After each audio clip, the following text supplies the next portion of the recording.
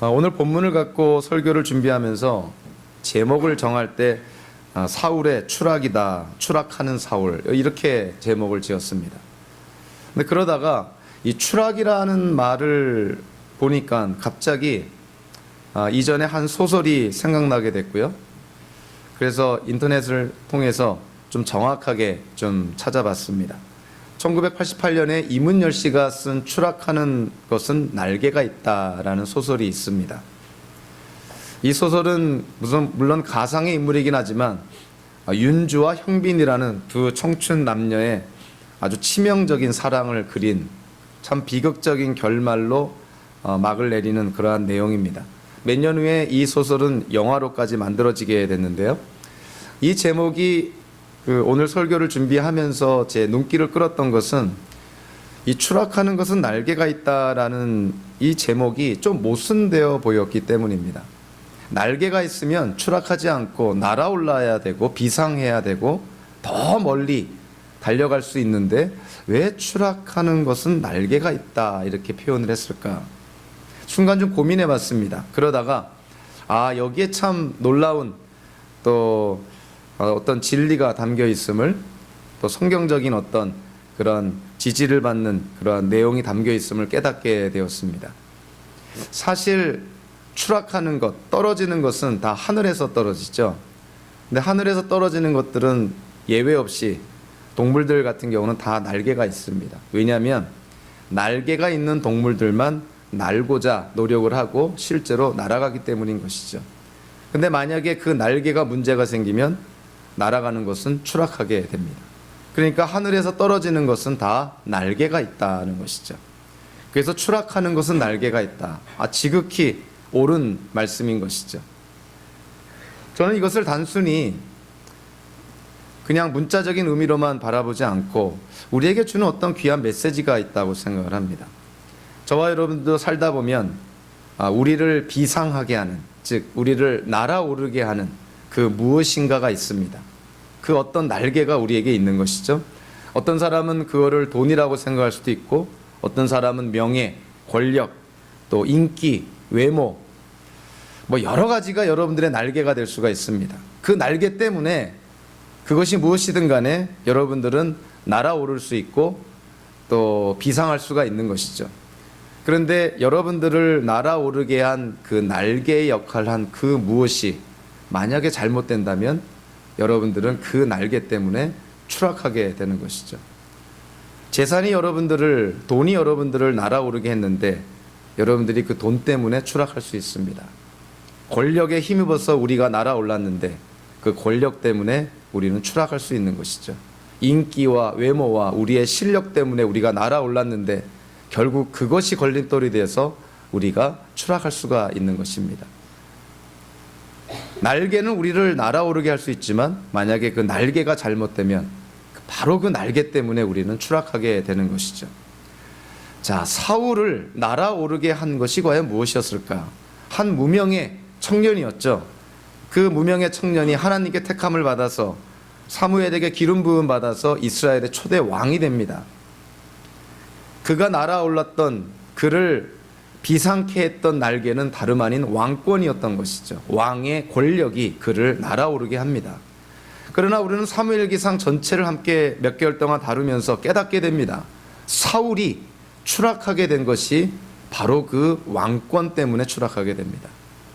하나님께서 사울이 불순종해서 사울 외에 다른 사람, 즉 다윗에게 왕권을 하나님이 넘겨주셨다고 말씀하고 있는데 사울은 그거를 인정하지 못하고 끝까지 왕권을 붙잡으려다가 결국은 추락하게 되는 것이죠. 혹시라도 지금 여러분들을 날아오르게 하는 그 날개가 여러분들에게 있습니까?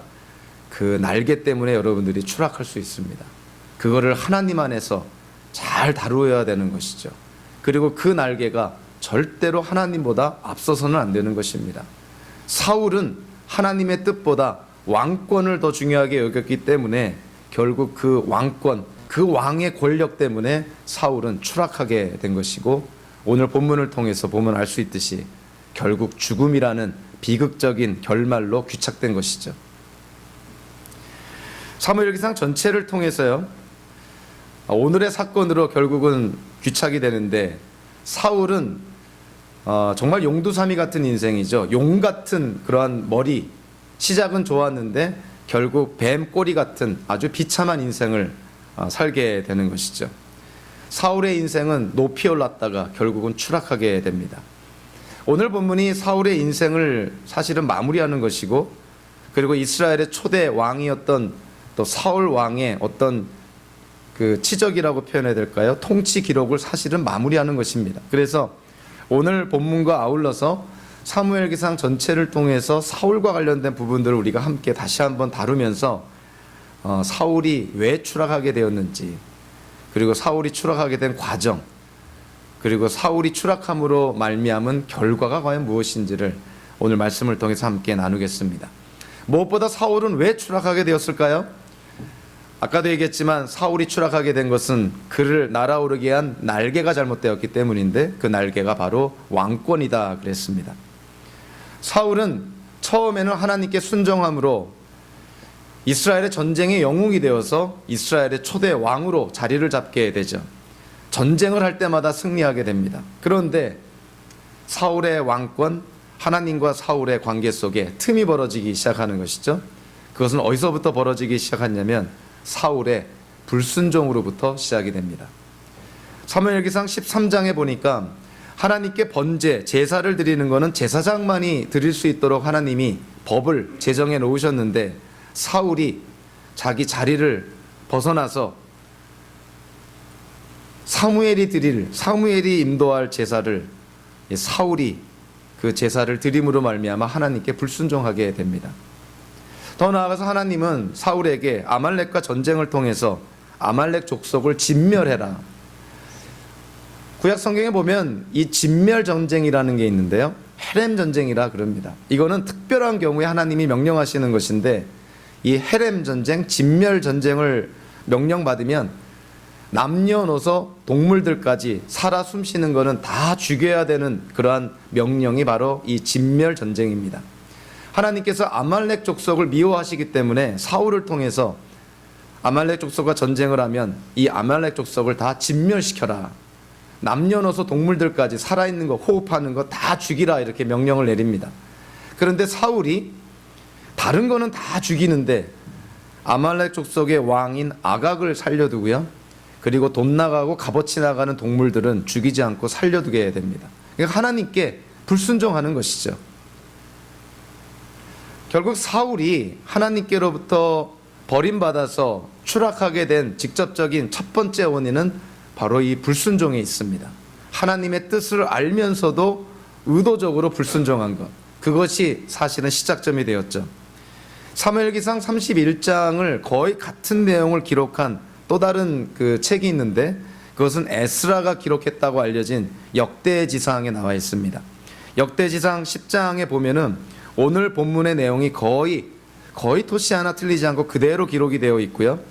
특별히 역대지상 10장 13절과 14절에 보면 사울이 왜 죽게 되었는지 그 이유를 아주 명확하게 제시를 합니다. 성경이 이렇게 기록을 하고 있습니다.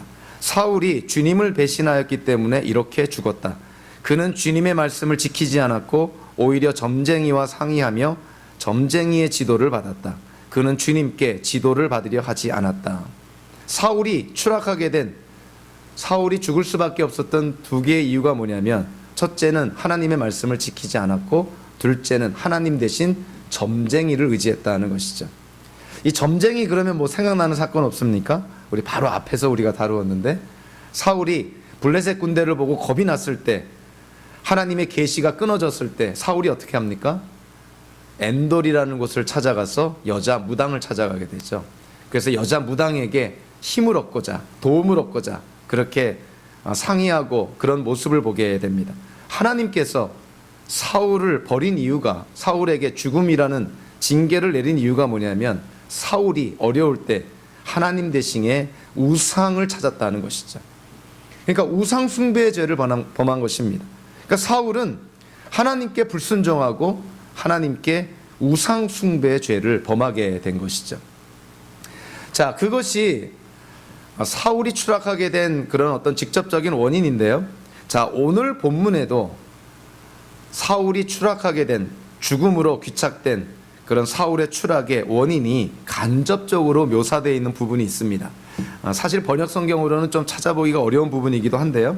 3절에 보니까 자, 이러한 내용이 나와 있습니다.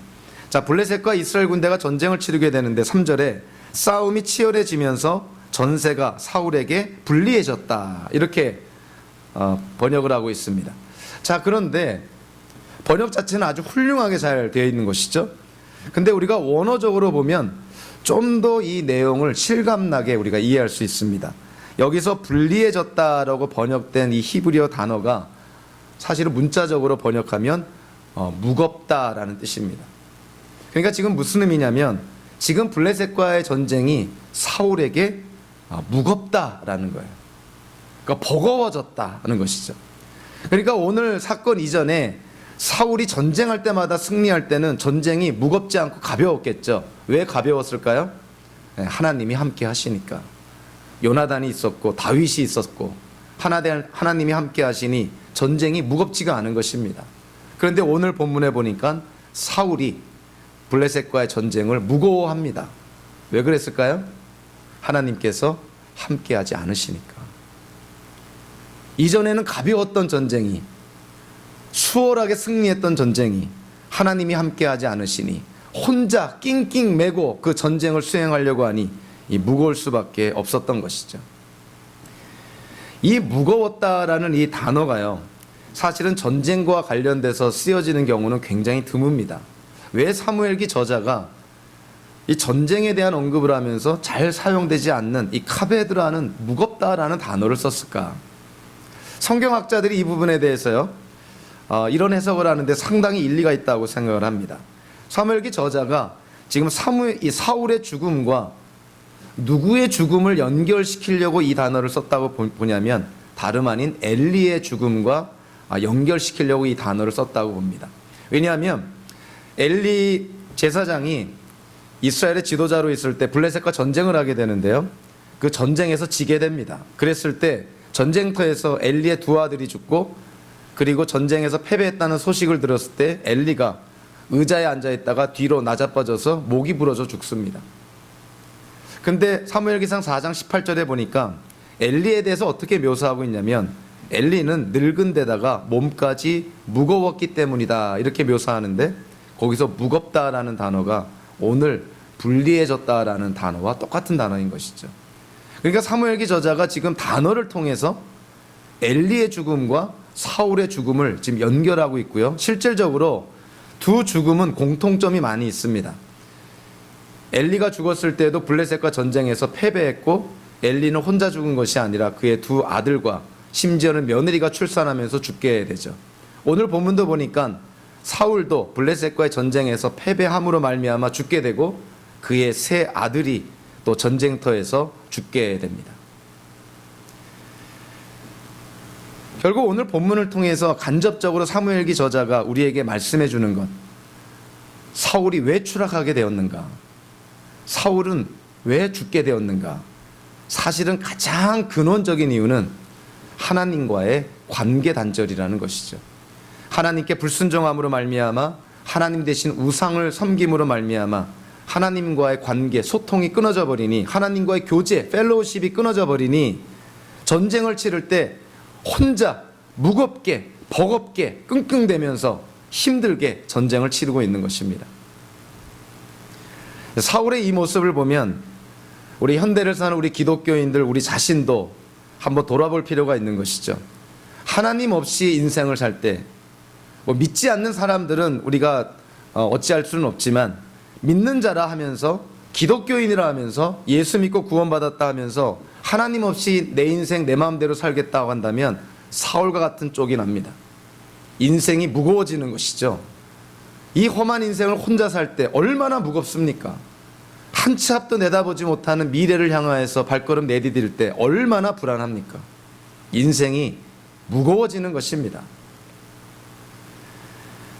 하나님을 멀리하면 인생이 무거워집니다. 하나님을 가까이 하면 인생이 가벼워집니다. 우리에게 이 짊어진 멍에가 가벼워지는 것이죠. 우리가 예수님께 가면 예수님이 내가 너희의 멍에를 가볍게 해주겠다 그러십니다. 예수님과 동행하는 삶이 우리의 인생을 가볍게 사는 삶인 것이죠. 혹시라도 여기 있는 분들 가운데서 인생이 무거운 분 있습니까? 우울한 분 있나요? 미래가 불안한 분이 있습니까? 하나님과의 관계를 먼저 확인해 봐야 됩니다. 나는 지금 하나님과의 관계가 제대로 서 있는가? 얼굴을 문자적으로 번역하면 그 사람 안에 있는 얼이라는 것이죠. 쉽게 말하면 우리 속 사람을 보여주는 것이 얼굴이라는 것입니다. 어찌 보면 우리 속의 영의 상태를 보여주는 거라 볼 수가 있는 것이죠. 얼굴이 어둡다 하는 것은 그 마음이, 속 사람이, 그 사람의 내면의 상태가 어둡다는 것이죠. 이제 목회를 하면서요, 몇 년 만에, 오랜만에 가끔씩 아는 사람들을 만날 때가 있습니다. 아는 사람들을 만났을 때 뭐 항상 다 맞는 건 아니지만 그래도 거의 대부분 맞는 것이 그 사람의 얼굴만 봐도 아, 저분이 지난 몇 년 동안 어떻게 살았는지 대충 압니다. 아무리 화장을 하고 변장을 하고 분장을 해도 속 사람은 숨기지를 못하는 거예요. 그 영을 어떻게 숨기겠어요? 아무리 화장을 짙게 해도 그 우울하고 침울하고 그 불안과 염려 속에 찌든 그 표정을 어떻게 숨길 수가 있겠습니까? 그래서 우리가 주변 사람들을 봤을 때 우리가 서로 지체가 돼야 되는데, 우리 몸된 교회 멤버, 등록교인이라고 한다면 함께 교회를 구성하는 주변 사람들을 내 지체로 생각하는 지체의식이 있어야 됩니다. 그래서 주변 사람들 이렇게 가끔씩 혹시라도 아주 밝은 사람인데 갑자기 얼굴이 좀 어두워 보이거나 좀 침울해 보이거나 그러면은 여러분들 기도해 주셔야 됩니다. 아, 뭔가가 지금 속에서 무슨 문제가 있구나. 우리가 속단해서는 안 되지만 기도를 해 주셔야 되죠. 우리가 정죄를 하지 말고 아, 내 기도가 필요하겠구나. 여러분들 기도해 주셔야 됩니다. 얼굴에 그 사람의 속 사람이 다 드러나기 때문에 그런 것이죠. 여러분들 혹시라도 저와 함께 신앙생활 하다가 제 얼굴이 어두워지면 여러분들 어떻게 하셔야 돼요? 아니, 목사님 왜 이렇게 얼굴이 어두워요? 기분 나쁘게 이러시면 안 되는 거예요. 기도해 주셔야 되는 거예요. 아, 목사님 지금 속이 좀 힘들구나. 뭔지는 모르겠지만 굳이 알 필요도 없어요. 그냥 기도만 해 주시면 됩니다. 뭔가가 속이 힘들다는 것이죠. 그러니까 기도해 주셔야 되는 거예요. 저는 사울을 생각하면 사울의 인생의 말년이 얼마나 어두웠을까 그 생각을 하게 됩니다. 하나님과의 교제가 끊어지고 하나님과의 소통이 끊어지고 하나님의 계시가 멈췄으니 하나님을 멀리 떠난 인생, 얼마나 무거웠을까, 얼마나 힘들었을까. 하나님과 함께하는 삶이 귀찮은 삶이 아닙니다. 하나님과 함께하는 삶이 우리의 인생의 짐을 덜어주는 삶입니다. 그게 가볍게 사는 삶입니다. 예수님께서 나에게 오라, 내 멍에를 내가 가볍게 해주겠다, 이렇게 말씀합니다. 혹시라도 하나님과의 교제, 무엇보다도 중요한 것이 하나님을 예배함에 소홀히 하면 인생이 무거워집니다. 하나님과 함께 할 때, 하나님을 하나님으로 인정할 때 우리의 인생은 가벼워지고 경쾌하게 인생을 살아갈 수가 있습니다. 사울의 죽음, 사울의 추락은 근원적으로 하나님과의 관계 단절이다, 이렇게 단정 지을 수가 있는 것이죠. 그리고 사무엘기상 전체를 통해서 자, 사울이 어떻게 오늘 본문까지 추락하게 됐는지, 이렇게 비극적인 죽음을 맞이하게 됐는지 사무엘기상 전체를 통해서 먼저 바라보면요, 사울의 추락과 사울의 죽음은 이거는 갑작스럽게 일어난 일이 아니라 하나님의 예언의 성취라 하는 것이죠. 이미 하나님께서는 어떤 때는 사무엘이 살아있을 때, 어떤 때는 사무엘이 죽어서까지도 그의 혼을 불러다 놓고 사울에게 경고합니다. 사무엘기상 13장과 15장에서요, 하나님이 사무엘을 통해서 사울을 꾸짖습니다. 사울이 불순종했을 때 사울아, 너 대신 내가 다른 사람을 이 이스라엘의 지도자, 영도자로 세웠다, 이렇게 얘기를 합니다. 아말렉을 진멸하라는 명령을 불순종했을 때 사무엘을 통해서 하나님이 이런 경고의 말씀을 합니다. 주님께서도 임금님을, 사울을 버려 왕이 되지 못하게 하셨다. 이미 하나님은 사울에게 경고한 것이죠. 심지어는 죽어있는 사무엘의 영을 하나님이 불러서 사울에게 경고합니다. 사무엘기상 28장 16절과 19절에 보니까 이런 경고까지 합니다. 사무엘이 죽어서 있었던 장소, 그거를 스올이라 그랬죠. 사무엘의 영이 그 스올에서부터 올라와서 사울을 경고합니다. 자, 하나님께서 사무엘의 영을 통해서 어떻게 경고하나요? 내일 이맘때에 너와 내 자식들이 이곳에, 내가 있는 이곳으로 올 것이다. 즉 죽은 사람이 가는 스올이라는 장소에 오게 될 것이다. 이미 하나님께서는 사울에게 경고하고 예언했던 것이죠. 그러니까 사울의 추락, 사울의 죽음은 갑작스럽게 계획하지 않은 일이 벌어진 것이 아니라 하나님의 예언의 성취다. 이렇게 성경은 우리에게 말씀하고 있는 것이죠.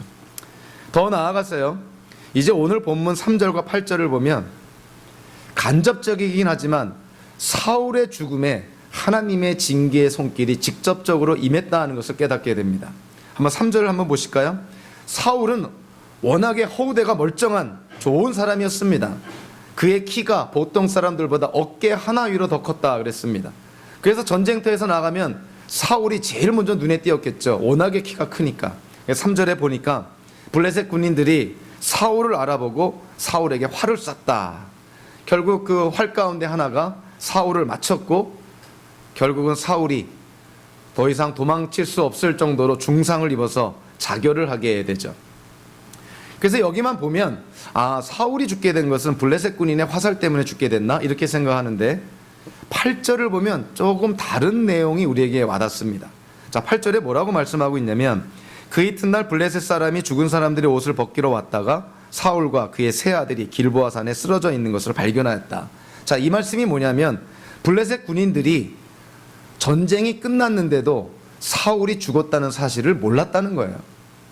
그러니까 서로 화살을 쏘고 창을 던지고 돌멩이를 던지고 별의별 짓을 다 했지만 사울이 죽었다는 사실은 나중에서야 알게 됐다는 것이죠.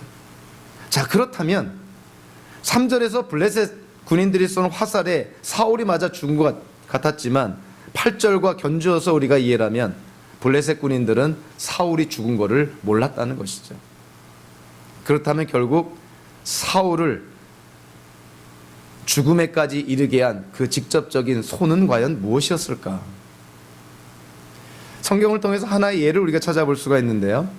열왕기상하도 하나의 역사서인데 열왕기상하의 분리도 이 북이스라엘의 아합 왕이 죽는 것으로 열왕기상이 끝나게 됩니다. 그런데 열왕기상 22장에 보니까 아합 왕이 남유다의 여호사밧 왕과 시리아와 이 전쟁을 벌일 때 이 아합 왕이 분장을 하고 왕이 아닌 것처럼 분장을 하고 전쟁터에 나갑니다.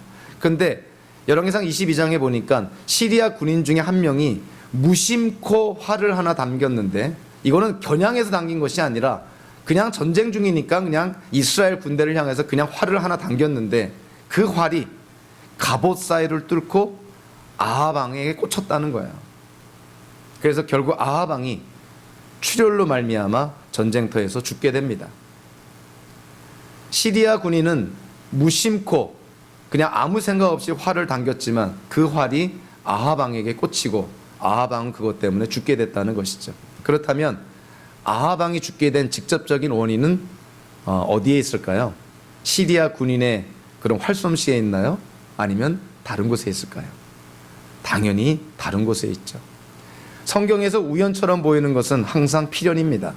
시리아 군인이 쏜 화살이 우연히 아합 왕을 맞힌 것 같지만 우연히 맞힌 것은 하나님의 역사가 아니면 일어나지 않는 것이죠. 결국 아합 왕을 하나님이 징계한 것이죠. 자, 오늘 본문도 유사한 본문입니다.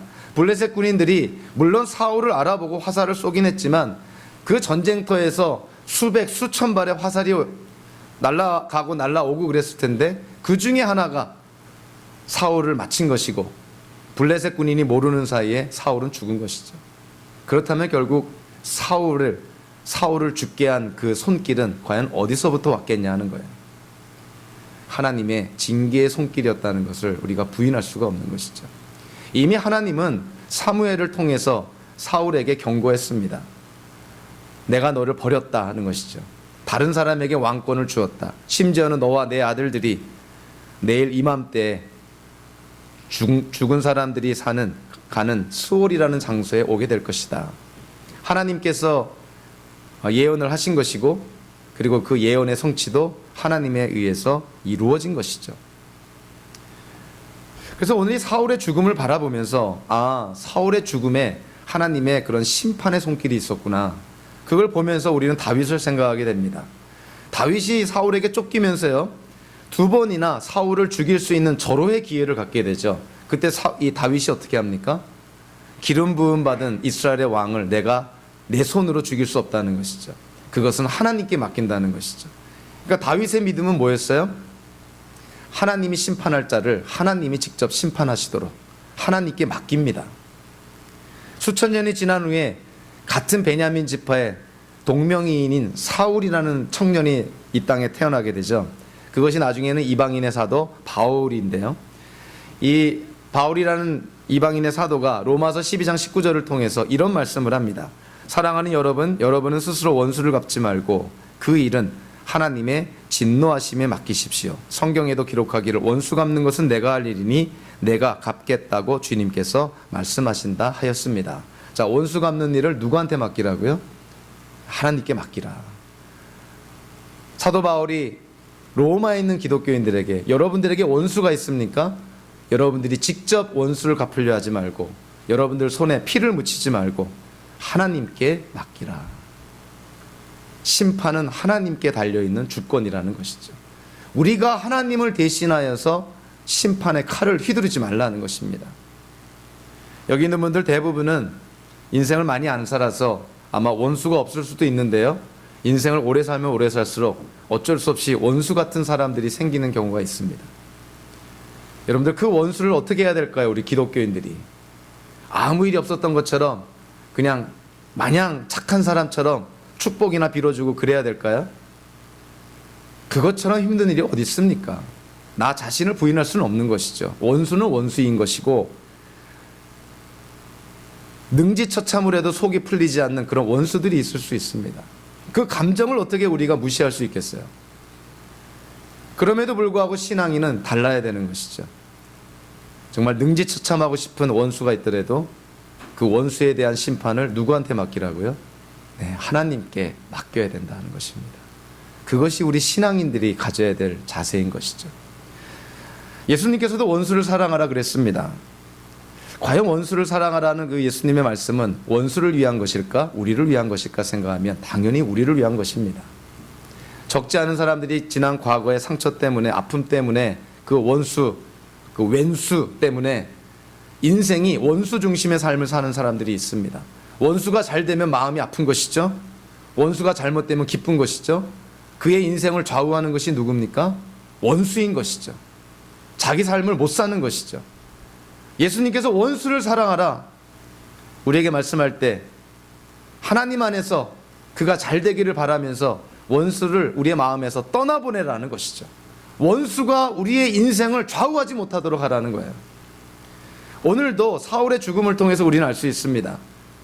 심판은 하나님 손에 달려있는 것이죠. 우리 손으로 심판한다는 것은 그것은 성도로서의 삶의 자세가 될 수가 없고 그것은 또 하나의 악을 행하는 거라는 것입니다.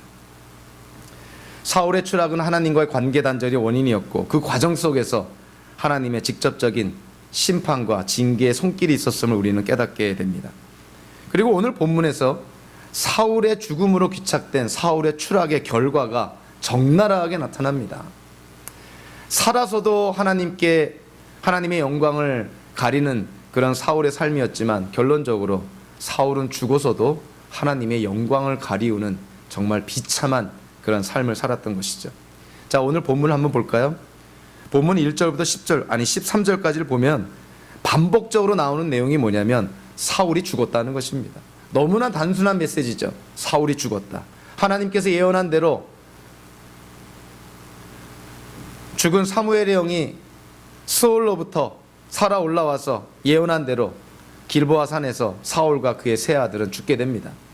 자, 그런데 너무나 단순한 메시지인데요, 가만히 들여다보면 참 거기에는 우리가 생각해 봐야 될 내용들이 많이 담겨져 있습니다. 자, 첫째로요, 사울의 죽음은 그 무엇보다도 그 자신에게 수치가 되었다는 것이죠. 참 품위 있게 죽는 그런 사람도 있습니다. 장군이라 하더라도 적장과 장군답게 싸워서 장렬하게 전사하는 멋있는 죽음을 하는 장군이 있겠죠. 그러나 사울의 죽음은 그렇지 않았다는 거예요.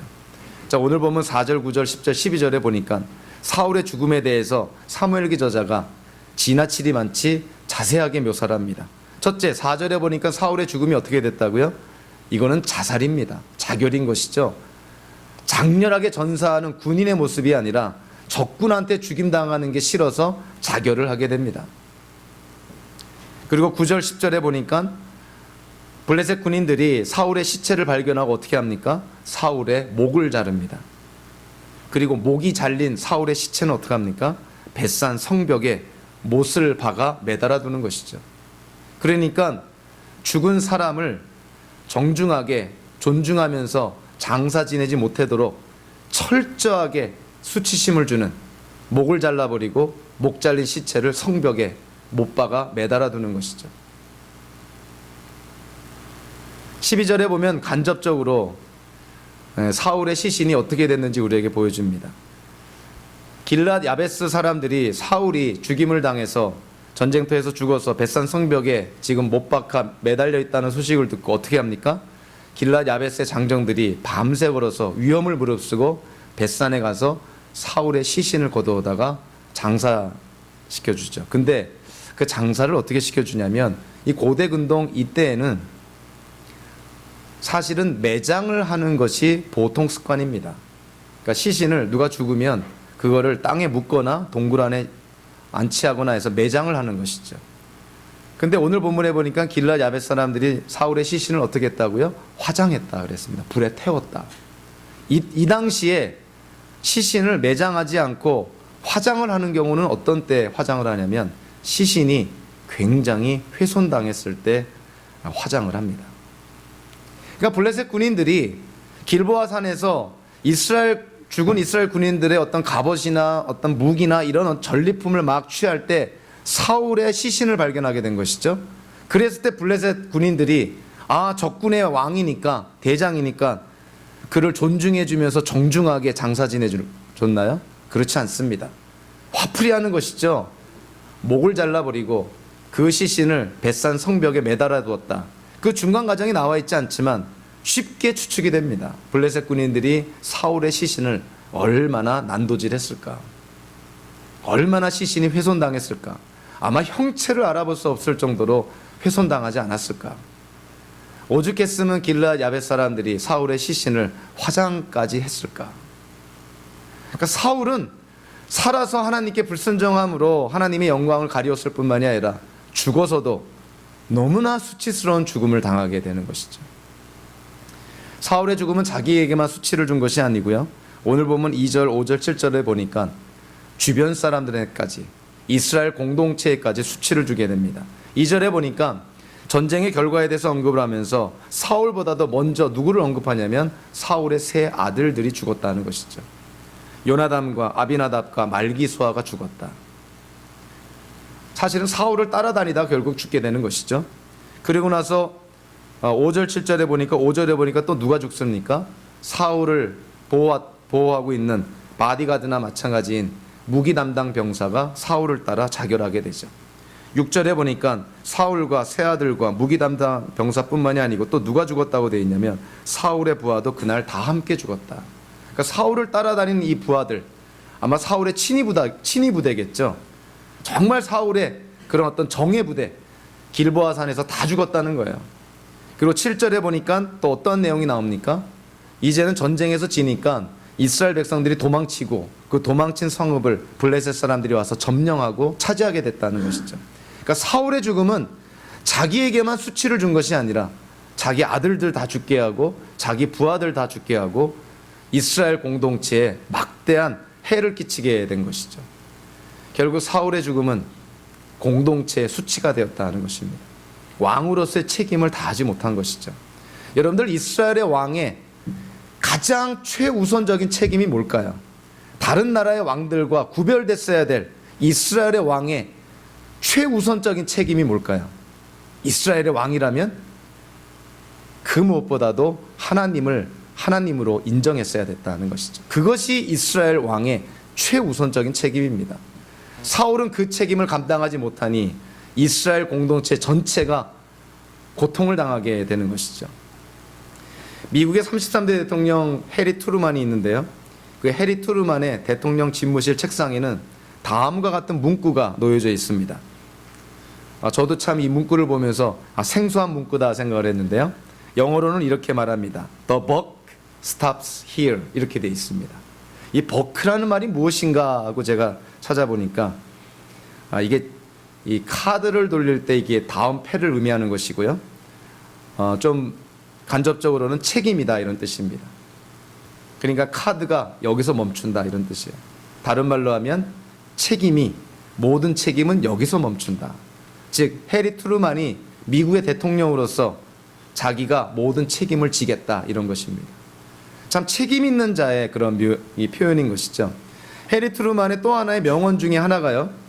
그 명언을 직역을 하면 이런 것입니다. 뜨거운 걸 못 견디면 부엌에서 나가라. 이런 명언을 남깁니다. 이걸 다르게 표현하면 책임을 질 수 없으면 책임을 맡지도 말라. 이런 뜻입니다. 시대를 초월해서요. 참 현대에 있는 우리에게 너무나 필요한 말씀이 아닌가. 특히 현대를 사는 기독교인들에게 정말 필요한 말씀이 아닌가. 만약에 우리에게 무엇인가 책임을 질 일이 주어진다면 책임을 져야 되는 것이죠. 만약에 책임을 지지 못하겠다면 책임을 맡아서도 안 된다는 것입니다. 사울의 추락, 개인의 수치뿐만이 아니라 공동체의 수치가 되었죠. 세상의 조롱거리가 되었죠. 그런데 사울의 죽음은 여기에 그치지 않습니다. 가장 심각한 수치를 사울의 죽음이 낳게 됩니다. 자, 그것이 뭐냐면요. 9절 10절을 보시면 우리가 쉽게 이해가 됩니다. 자, 사울의 목은 잘리고 그의 시체는 벳산 성벽에 못 박혀서 매달려 있게 됩니다.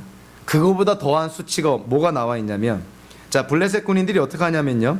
사울의 갑옷을 벗겨가지고 어떻게 했다고 되어 있어요. 10절에 보니까 아스다롯의 신전에 보관하고, 그리고 역대지상 10장에 보면은 사울의 목을 다곤의 신전에 매달아 놓았다 이렇게 표현합니다. 고대 근동 옛날의 전쟁은요 어떠한 의미가 있냐면, 두 나라가 전쟁을 해서 어느 나라가 승리를 하면 그 나라의 군대가 강해서 승리했다고 보질 않고 그 승리한 나라가 믿는 신이 강했다. 그래서 강한 신이 약한 신을 이겼다 이렇게 이해를 합니다. 그래서 전쟁에서 승리를 하면 전리품들을 신전에다가 모셔놓고 우리가 당신 이 블레셋 같으면 다곤, 아스다롯 이 신들 때문에 우리가 이겼다 이렇게 지금 자랑한다는 것이죠. 결국 사울이 죽어가지고 남긴 수치가 뭐냐면 이스라엘의 하나님보다 블레셋의 신들이 더 강했다라는 그런 수치를 남겼다는 것이죠. 그러니까 사울의 죽음은 자기 자신에게만 수치가 된 것이 아니라 공동체인 이스라엘에게만 수치가 된 것이 아니라 하나님께 수치가 되었다는 것이죠. 하나님의 영광을 가리웠다는 것입니다. 하나님께서 한없이 낮아진 존재가 되어버렸다는 것이죠. 전쟁에서 짐으로 말미암아. 신앙인들이 이 땅을 살면서 예수님께서 산상수훈에서도 그러시죠. 너희의 빛을 통해서, 너희의 선행을 통해서 너희 주변에 있는 믿지 않는 자들이 하나님께 영광을 돌리게 해라. 그거를 부정적으로 표현하면 우리의 악행을 통해서 주변 사람들이 하나님을 손가락질한다는 것이죠. 현대 기독교인들이 왜 지탄을 받고 손가락질을 당할까? 왜 교회가 세상으로부터 지탄을 받을까? 우리의 언행과 우리의 삶이 하나님께 영광을 드러내지 못하기 때문이라는 것이죠. 요즘 우리는 뉴스 같은 데를 통해서 보면요, 너무나 많은 비리, 적폐라 그러죠. 적폐.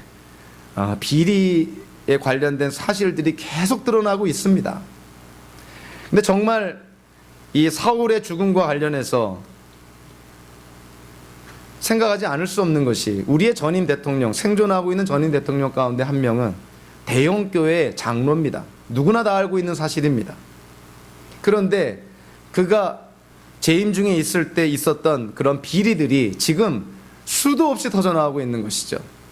4대강 사업, KBS와 MBC 공영방송의 탄압, 국정원의 블랙리스트, 국고를 낭비한 자원외교, 방산비리, 계속 비리가 터져나오고 있는데 지금 직간접적으로 이 전직 전임 대통령이자 대형교회 장로인 이 특정한 사람과 계속 지금 관련이 맺는 것으로 지금 뉴스가 나오고 있는 것이죠.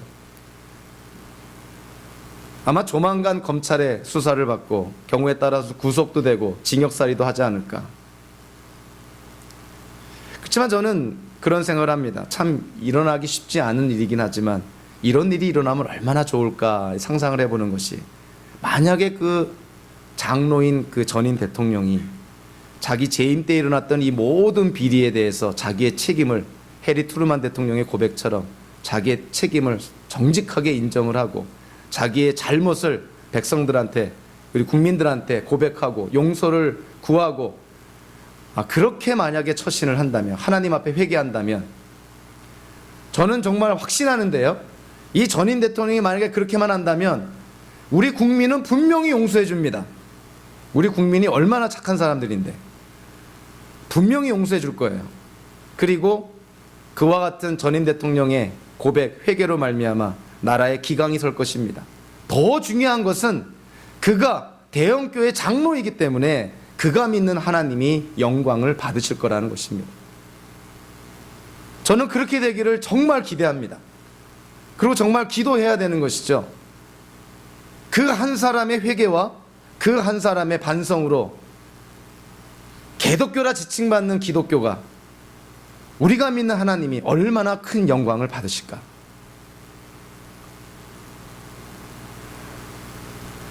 만약에 그렇지 않고 검찰의 사정의 칼날 앞에서 죄인의 모습으로 조사를 받고 징역을 산다면 사울만큼 하나님께 수치가 되는 것이 아닌가. 얼마나 안타까운지 모르겠습니다. 이 사무엘기상 31장을 이렇게 관련된 서적을 읽으면서요, 저도 모르게 이게 탄식이 나왔습니다. 탄식을 하니까 제 아내가 왜 그러냐고, 갑자기 남편이 탄식을 하니까 좀 걱정이 되지 않겠어요? 그래서 아니 왜 갑자기 이렇게 탄식을 하냐고. 그래서 제가 뭐라고 그랬겠습니까? 사울이 죽었어. 아마 여러분들보다 제가 좀 더 이 사무엘기상을 이렇게 준비를 하면서 이런저런 모양으로 사울과 좀 정이 붙었던 것 같아요. 애증의 관계라 그럴까요? 사울이 잘하면 막 기분 좋고, 사울이 막 불순종하고 하나님 보시기에 악을 행하고 막 노베에 있는 그 85명이나 되는 제사장들 막 학살하고 그럴 때는 막 분노하고 그랬지만, 어쨌든 그 모든 과정 속에서 간접적이지만 애증의 관계가 있었던 것 같아요. 그래서 사울이 죽었다니까 탄식이 나왔던 것입니다. 참 안 됐다 이 인생. 시작은 훌륭하게 시작을 했는데 어떻게 끝이 이렇게 끝날 수밖에 없었을까. 사울의 죽음에 대한, 자신의 행동에 대한 당연한 그러한 결과이긴 하지만 그럼에도 불구하고 탄식이 나왔습니다. 자, 그래서 그런지요, 오늘 본문도 사울의 비극적인 죽음으로 끝나지 않습니다. 아마 제가 탄식했던 그 마음을 사무엘기 저자도 같은 마음을 품었던 것이 아닌가 생각을 합니다. 그래서 오늘 본문이 10절에서 끝나지 않고 11절, 12절, 13절이 더 있습니다. 여러분들 11절, 12절, 13절이 뭡니까? 사울이 죽었다는 소식을 길앗 야베스 사람들이 듣고 사울의 시신을 걷어다가 아주 정성스럽게 화장하고 장사시켜주고 이래 동안 금식했다, 이렇게 되어 있죠.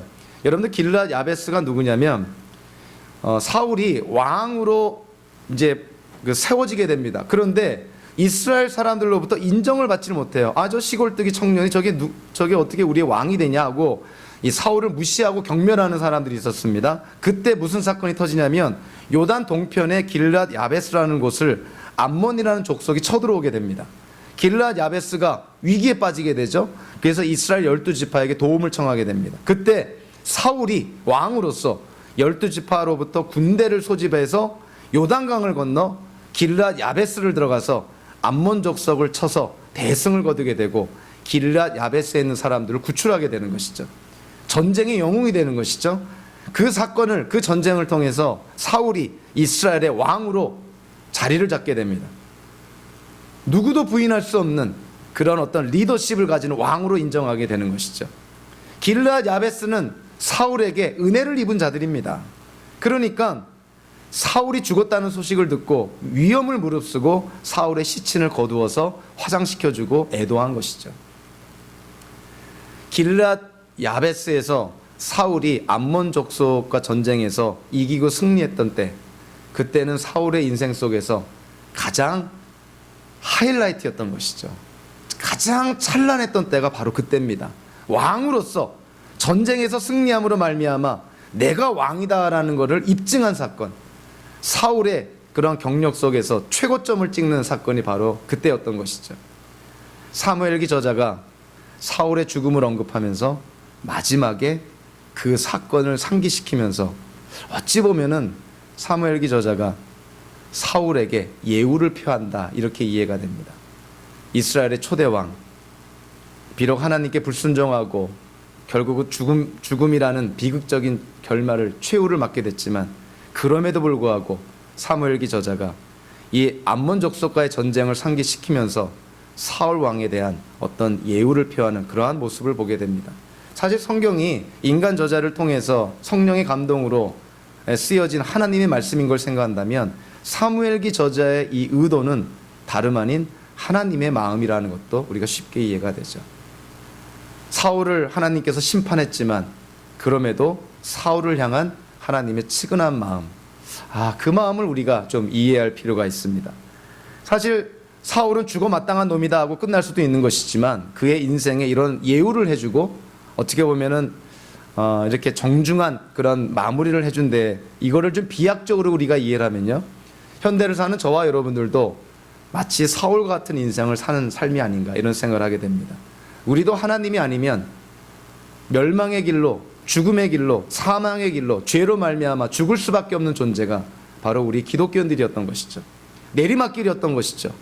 우리 힘으로 멈출 수 없는 내리막길을 가고 있는 우리, 하나님께서 은혜 가운데 우리를 불러 세우시고 돌이키게 하시고 예수를 믿게 하시고, 그래서 구원과 영생을 우리에게 허락해 주십니다. 우리야말로 하나님의 은혜를 받아 누린 것이죠. 하나님의 은혜가 아니었다면 저와 여러분들도 죽을 수밖에 없는 존재라는 것을 우리가 인정하지 않을 수가 없는 것이죠. 수천 년이 지난 후에 초대교회 때 사울이라는 청년, 스데반이 돌 맞아 죽을 때 옆에서 구경하고 있었고요. 예수를 믿는 기독교인들을 핍박하러 다메스크스로 올라가다가 부활하신, 빛으로 나타나신 예수님을 만나 이방인의 사도가 된 사울이라는 청년이 있습니다. 그 사울이라는 청년에게도 하나님의 은혜가 있었던 것이죠. 인류를 뿌리째 뽑힌 큰 나무로 비유하는데요, 얼마나 훌륭한 비유인지 모릅니다. 잠시 동안은 살아있지만 결국은 죽을 수밖에 없는 뿌리째 뽑힌 큰 나무 같은 그런 인류, 그 인류를 향해서 하나님께서 은혜를 베푸시죠. 예수 그리스도로 말미암아 복음을 우리에게 주시는 것이죠. 그래서 저와 여러분들은요, 예수님이 아니었으면 지금 추락하고 있는 인생들이었는데, 예수님 때문에 우리는 새 날개를 얻게 됩니다. 예수 그리스도를 통해서 하나님이 우리와 새 언약을 맺어주시죠. 이 새 언약은 절대 끊어지지 않는 언약이고, 절대 없어지지 않는 언약이고, 절대 파기되지 않는 그런 언약입니다. 하나님이 붙들어 주시는 언약. 그래서 저와 여러분들은 예수 그리스도로 말미암아 맺은 하나님과 새 언약의 관계라는 날개를 단 사람들이라는 것이죠. 그래서 우리는 날아오르는 사람들이라는 것입니다. 비상하는 사람들, 예수 그리스도를 믿음으로 새 언약의 날개를 단 기독교인들, 이 땅에 태어난 그 어떤 사람들보다도 예수님을 통해서 새 언약을 받은 기독교인들이야말로 하나님의 은혜를 누리는 자들입니다. 로마 속담에 끝이 좋으면 다 좋다는 말이 있죠. 저와 여러분들의 인생 시작이 어떻든 간에 어쨌든 우리는 인생 속에 예수님을 만나 지금은 하나님의 아들, 딸로 살아가고 있습니다. 우리의 끝은 어떻게 될까요? 인간의 책임이라는 소재를 생각해 보면 저와 여러분들의 인생의 끝, 결승점, 힘차게 출발해야 됩니다. 기진맥진해서 부끄럽게 엉덩이만 내미는 그러한 그 결승점이 아니라 정말 힘있게 하나님이 주신 사명을 끝까지 감당하면서 하나님의 은혜에 감사하면서 그렇게 우리의 인생을 마무리하는 그런 저와 여러분들 모든 성도님들 되시기를 주님의 이름으로 축원합니다. 기도하겠습니다. 하나님 아버지, 사울의 죽음을 통해서 참 저희들에게 너무나 귀한 교훈을 하나님 저희들은 제시받고 있습니다. 우리는 살아서도 하나님의 영광을 드러내야 되고 또 죽어서도 하나님의 영광을 드러내야 되는데 혹여라도 하나님의 뜻을 불순종하고 하나님께 어긋나는 그런 인생을 삶으로 하나님의 영광을 가리우는 그런 비참한 인생을 살고 있지는 않은지 하나님 이 시간 우리를 돌아보게 하여 주시고 하나님의 은혜 가운데 우리에게 허락하신 새 언약이라는 새 날개를 단 성도의 삶을 살 수 있도록 인도하여 주시고 모든 것을 통해서 하나님의 영광만 드러내는 삶이 되게 하여 주시옵소서. 예수님의 이름으로 기도하옵나이다. 아멘.